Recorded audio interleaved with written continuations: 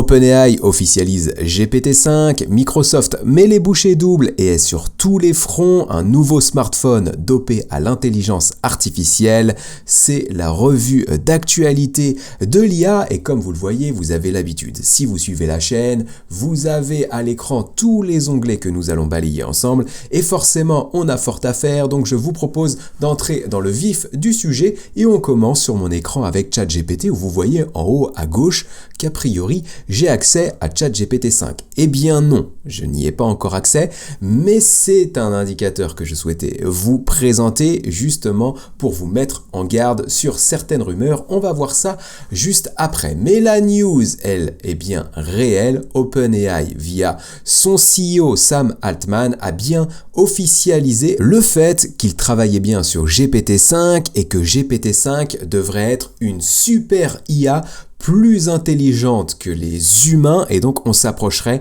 tranquillement mais sûrement de cette AGI, cette intelligence artificielle générale et donc on a des informations quand même sur le sujet. Il y a un article du Financial Times qui est payant mais nous avons eu un petit extrait ici partagé sur le compte Twitter de Rowan Chung qui partage régulièrement des actualités sur l'IA. Je vous encourage à le suivre si vous ne le suivez pas encore. Si vous parlez anglais, c'est une vraie mine d'informations à suivre et donc là il nous partage justement un extrait de cette interview de Sam Altman dans le Financial Times et donc on apprend effectivement que GPT-5 eh bien ils sont bien en train de bosser dessus malgré les mises en garde notamment de ne pas réaliser une course à l'intelligence artificielle et de freiner aussi les évolutions le temps qu'on ait le temps de se protéger au niveau de la société. Malgré tout ils avancent quand même et donc ce que nous dit notamment Sam Altman là-dessus c'est que GPT-5 sera clairement plus sophistiqué et plus performant que GPT-4, mais qu'aujourd'hui, ils sont incapables de dire ce que fera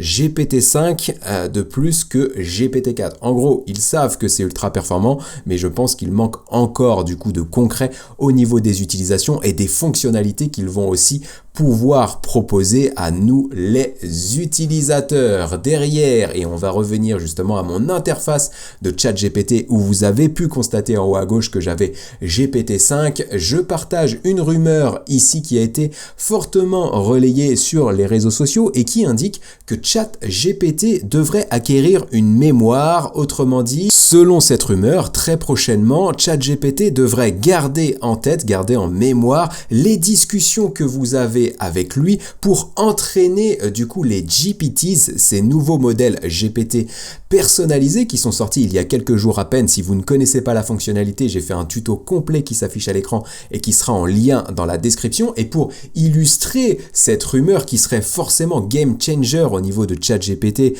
aujourd'hui et qui nous permettrait de gagner en performance et en productivité, et bien pour l'illustrer, Dan Shipper que vous avez sous les yeux, mais cette capture d'écran a été relayée un petit peu partout, nous montre voilà une capture qui dirait que la conversation est enregistrée au niveau des GPT, que ça s'améliorerait du coup au fil du temps et que vos GPT deviendraient de plus en plus performants à mesure que vous travaillez avec eux et que vous pourrez bien entendu gérer tout ça. Et cette capture d'écran en fait elle est peut-être manipulée et c'est ce que je souhaitais vous montrer juste ici. Vous le voyez, j'ai noté un petit 5 à côté de ChatGPT et j'ai tout simplement réalisé une manipulation que vous pouvez tous faire. J'ai fait clic droit juste ici, inspecter et en fait vous allez avoir le code de la page qui apparaît juste ici et vous pouvez modifier tout ce que vous voulez. Donc là, regardez, il y a GPT-4, GPT-3.5. Je peux rechercher le GPT-4 qui est en haut de l'écran. Voilà, je vais le trouver juste ici et là j'ai juste à modifier ici et mettre GPT-5, cliquez sur entrée, vous le voyez en haut à gauche,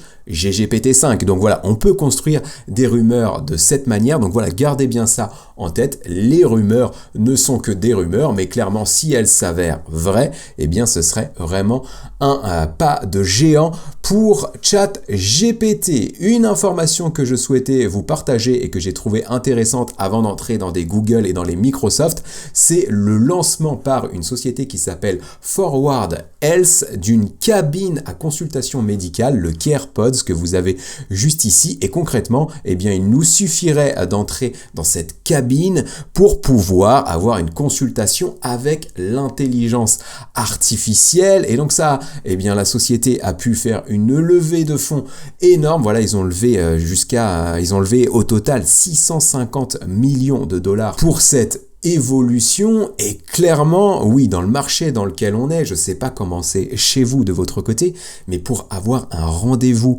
chez le médecin, c'est juste la croix et la bannière. Moi, j'essaye de temps en temps de prendre un rendez-vous pour un sujet, j'ai 3 semaines d'attente pour mon médecin traitant et donc d'avoir ce genre de solution qui arrive. Alors vous me direz si vous pourriez utiliser ce genre de technologie ou pas en termes de confidentialité des données, en termes de confiance aussi envers l'intelligence artificielle pour votre santé, mais moi je pense que j'aurais aucun problème, voilà, pour payer 99 $ par mois et avoir la possibilité de pouvoir consulter cette intelligence artificielle quand je le souhaite. Donc voilà, dites-moi ce que vous en pensez. C'est une petite actu que je distille au passage, mais voilà, je souhaitais vous en parler. Maintenant, on va passer dans du plus costaud avec Meta AI, donc Meta, le groupe de Facebook, Instagram et le groupe de Mark Zuckerberg, qui a annoncé sortir de nouveaux outils d'intelligence artificielle, Emu Vidéo pour générer de la vidéo avec l'IA et Emu Edit pour modifier des images ou des vidéos avec l'intelligence artificielle. Donc dans cette page que vous retrouverez bien entendu en lien dans la description,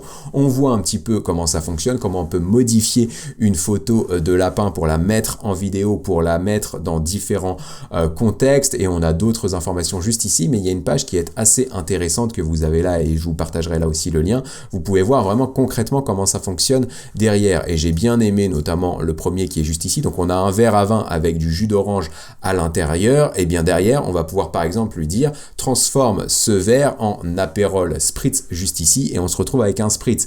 Derrière on peut faire des modifications comme ici, vous l'avez peut-être remarqué, on a un fauteuil qui ressemble à un peu un avocat. D'ailleurs on va lui dire mets plutôt un œuf à l'intérieur, il va s'exécuter, et derrière on va lui dire de mettre un sourire à l'œuf, et là aussi il va s'exécuter. Donc ça c'est vraiment assez intéressant, enfin ça ouvre vraiment de belles perspectives pour la communication, la création de contenu sur les réseaux sociaux, et notamment la création aussi de publicité sur les réseaux sociaux. Je pense que c'est là tout l'enjeu pour le groupe Meta qui génère des milliards et des milliards de dollars avec ses outils de publicité. Et bien si derrière les annonceurs ont la possibilité de créer n'importe quel visuel, de modifier n'importe quel visuel en quelques secondes, forcément ça leur permettra de développer encore un peu plus le chiffre d'affaires. Au niveau de Google, clairement ça va pas bien, et j'y reviendrai en fin de vidéo parce que je vais lancer un débat sur le monopole d'OpenAI avec l'intelligence artificielle, et on va voir si vraiment ce monopole peut durer, et surtout vous, ce que vous en pensez sur tous les outils d'intelligence artificielle qui existent aujourd'hui, quels sont les plus performants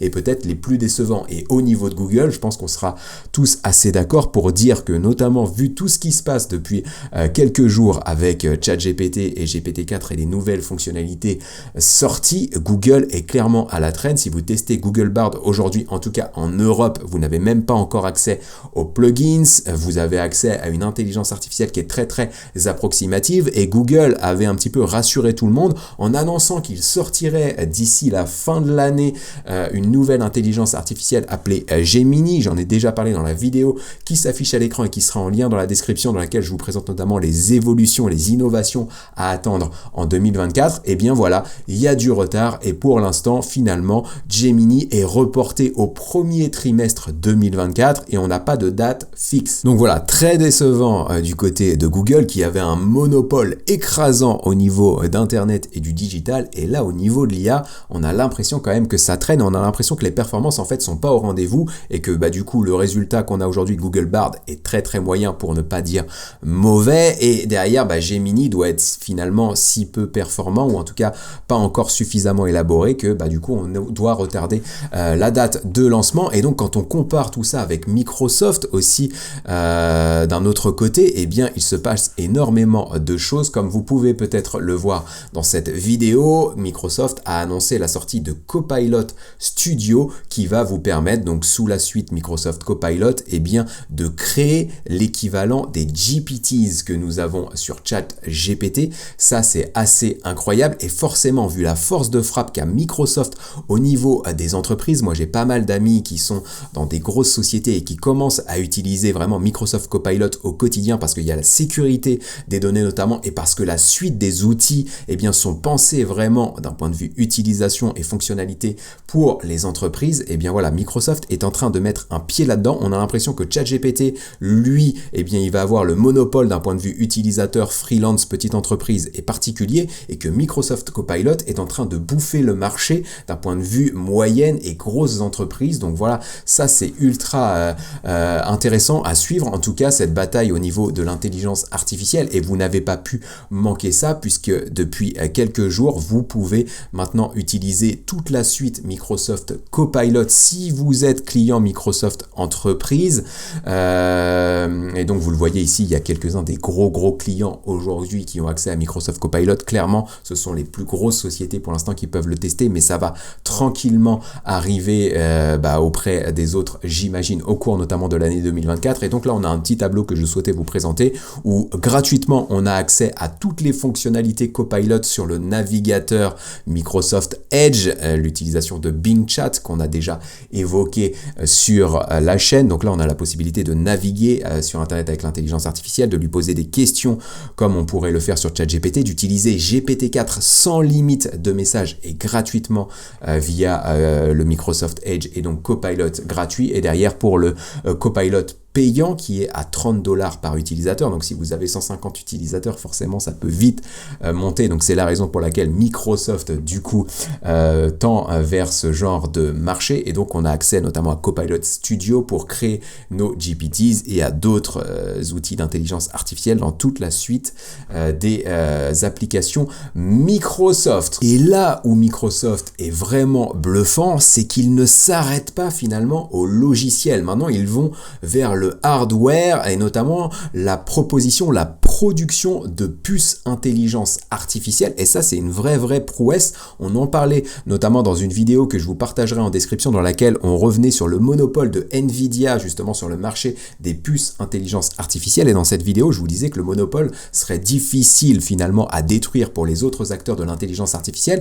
Et bien Microsoft va tenter le coup en lançant 2 nouvelles puces d'intelligence artificielle, et là où c'est intéressant, c'est qu'en fait Microsoft du coup il se positionne, si on reprend un petit peu l'analogie de la ruée vers l'or, il se positionne à la fois sur l'or en proposant des applications de l'intelligence artificielle, mais aussi sur les pelles. Vous le savez, dans la ruée vers l'or, ceux qui ont fait le plus d'argent, ce ne sont pas les chercheurs d'or, ce sont les producteurs et les vendeurs de pelles. Et bien là Microsoft est à la fois sur les pelles avec les puces IA et notamment les ordinateurs qui devraient suivre derrière, et on sont sur les leurs du coup avec les applications type Copilot. Donc voilà, l'ambition de Microsoft sur l'intelligence artificielle est vraiment très importante. Et si on recoupe ça notamment avec les informations qu'on pouvait avoir sur la sortie de GPT-5, eh bien on apprenait notamment dans le contenu du Financial Times que je vous partageais tout à l'heure, eh bien que Sam Altman souhaitait lever plus de fonds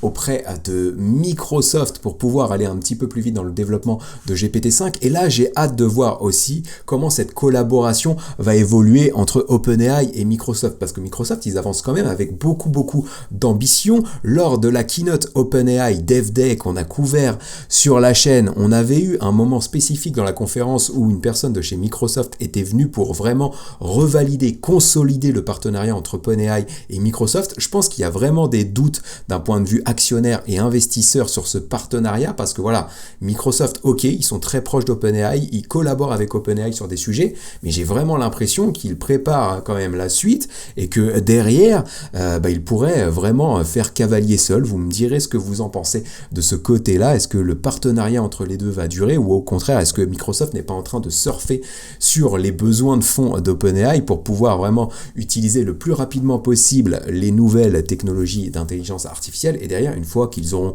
vraiment une maîtrise du sujet et de toutes les technos, et bien avancer tranquillement de leur côté et laisser OpenAI sur le bas côté. Ce qui m'amène à une autre actualité justement au niveau de OpenAI, et c'est surtout pour illustrer justement ce débat que j'ai envie d'instaurer avec vous en commentaire sur le marché de l'intelligence artificielle et qui a le monopole et qui aura le monopole dans les années à venir. On a vu notamment cette actualité qui déclarait que OpenAI était en train d'essayer de débaucher des collaborateurs de chez Google AI et qu'il les payait à coût de millions de dollars. Voilà, vous voyez les packages à 10 millions de dollars qui sont annoncés dans le titre juste ici. Donc il y a vraiment une guerre entre tous les acteurs. Et donc là, j'ai vraiment l'impression qu'OpenAI a pris un train d'avance avec les dernières fonctionnalités qu'on a vues, que Microsoft, lui, s'occupe du marché des entreprises. Mais derrière, j'ai l'impression quand même que c'est vachement à la traîne, même si on a Claude qu'on va réutiliser après.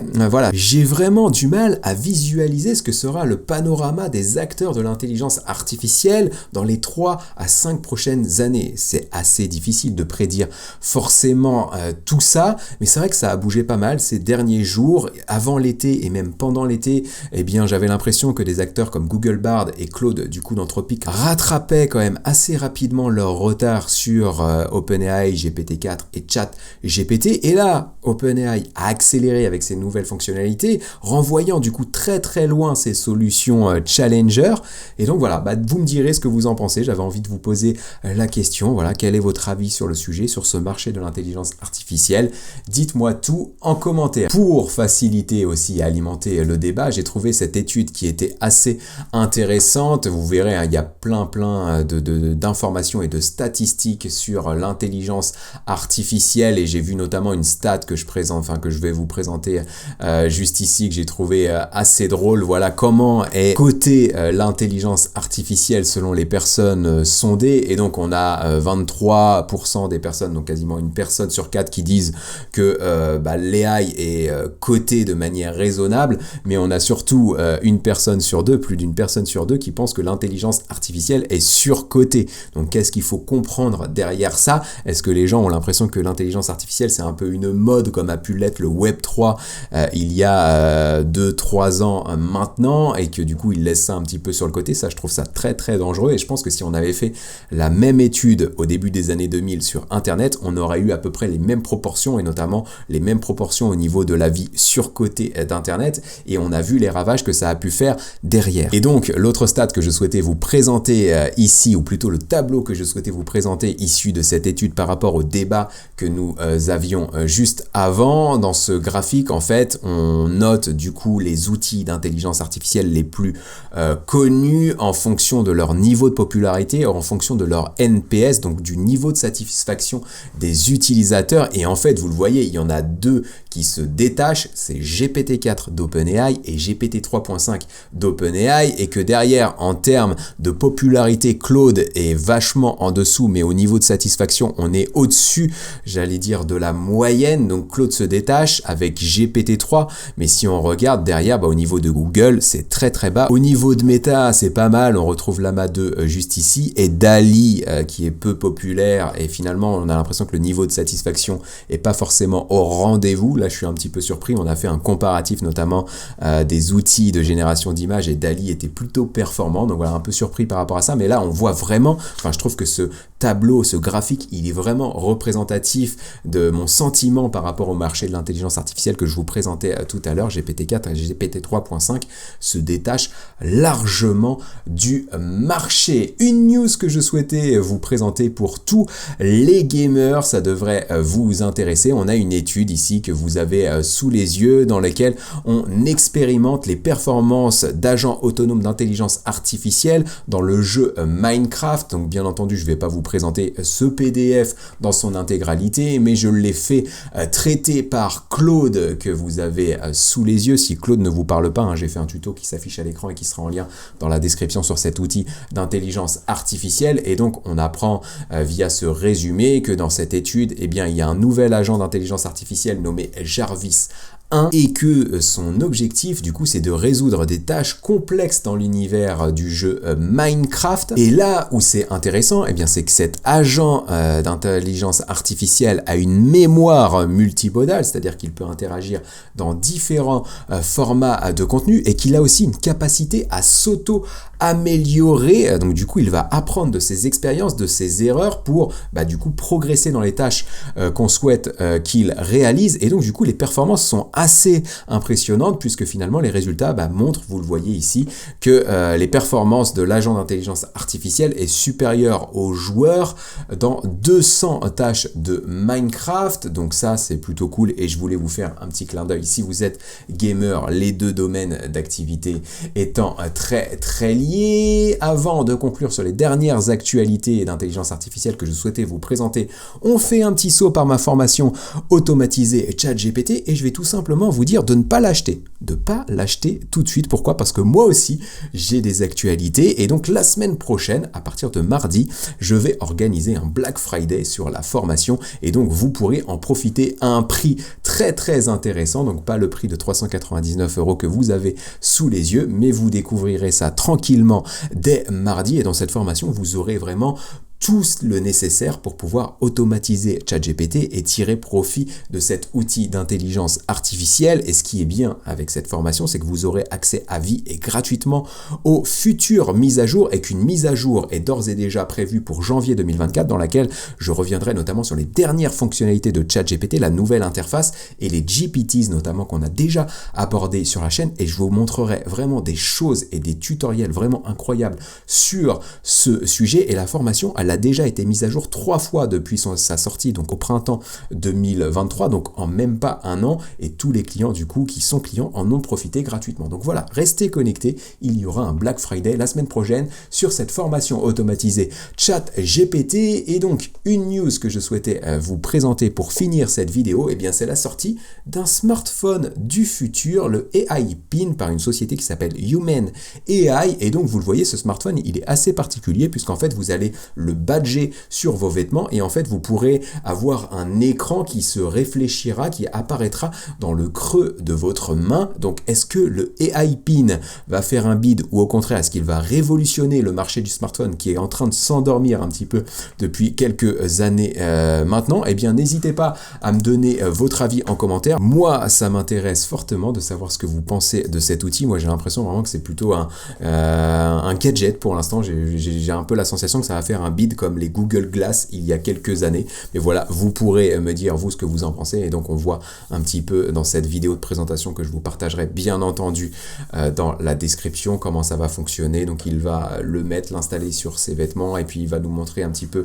les fonctionnalités principales que nous pouvons avoir avec ce smartphone d'intelligence artificielle. Donc voilà, il y aura des applications dessus, des fonctionnalités forcément dopées à l'IA. Dites-moi ce que vous en pensez en commentaire. Moi, j'en ai terminé du coup avec ces actus liées à l'intelligence artificielle. J'espère que cette vidéo vous aura plu. N'hésitez pas à me dire quelles sont les actualités qui ont le plus retenu votre attention en commentaire. Et donc, je reviens volontairement sur cet écran pour vous dire, voilà, faites vraiment attention aux news que vous pouvez voir sur les réseaux sociaux. On peut manipuler beaucoup de choses, vous le savez, grâce à l'intelligence artificielle. C'était aussi un des mots que je souhaitais vous faire passer dans cette revue d'actualité. Moi, je vous retrouve très très bientôt pour de belles vidéos sur l'intelligence artificielle, des tutos, des démos, des actus forcément, mais aussi de nouveaux outils et mes meilleures astuces avec toujours la même ambition, celle de vous donner toutes les clés pour que vous puissiez profiter des opportunités que l'IA génère. C'était Ludo, à très bientôt, ciao.